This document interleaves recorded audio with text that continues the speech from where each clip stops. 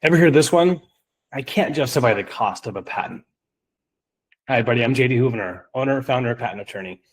And I get it. It is expensive. There are costs involved, not just in money, but in your time taken away from your job, from your invention, and future business.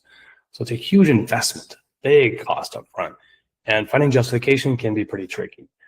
But if you look at the other side of the coin, and it kind of may sound cheesy, but you really can't justify not doing it, especially if what you've got is an absolute cornerstone, a true technical achievement.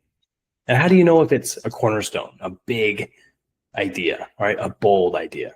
Well, you can do some research and look before you take that leap. So you don't have to take on or justify $15,000, $20,000, $30,000 to build a patent portfolio. Maybe just take a couple grand and take a really hard look, hire an expert to do a patentability opinion to let you know really the best information possible, looking at all the prior art, all the previously issued published patent applications, non-patent literature documents to see, is my idea truly novel? How much scope of rights could I get if I proceed with a patent? And that's what we do here every day at Bold Patents, to deliver a patentability opinion for you inventors to find out, to know whether to make that big move.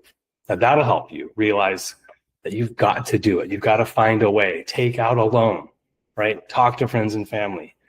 It's hard to justify not filing a patent once you know that you could achieve the really big potential out there. I got 3 examples for you, some really good, well-known products that have just dominated the market. Yeti coolers, Ryan and Roy Siders, 2 brothers. They started Yeti. You've probably heard of this. It's a cooler company. They were frustrated with the cheap, flimsy styrofoam ice buckets that were out there. So they put tons of their early money, their own hard-earned cash, into utility and design patents. So instead of just going to market, they found a way to put money into their patents. And they rotomolded the cooler technology. Years later, when dozens of imitators tried to knock them off, those patents were their moat to their castle. And Yeti became a multi-billion-dollar success. Next example is Simply Gum. Simply Gum by Karen Proshin.